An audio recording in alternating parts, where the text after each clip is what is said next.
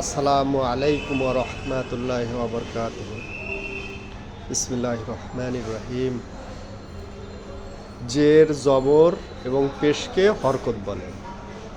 হরকতের উচ্চারণগুলো জের দ্বারা একারকে বাংলায় একারকে বোঝানো হয়, জবর দ্বারা বাংলায় আকারকে বোঝানো হয় এবং পেশ দ্বারা বাংলায় রস্যকারকে বোঝানো হয়। যেমন আলিফ জবর আ, বা জবর বা, আলিফ জের ই, বা জের বি,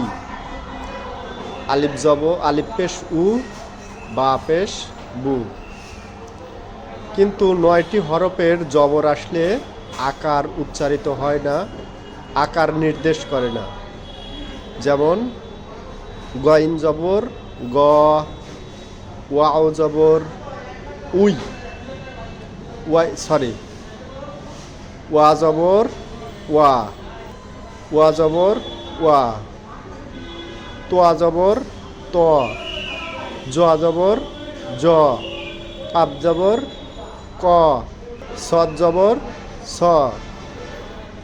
দদ জবর দ, র জবর র, খ জবর খ জবর খ।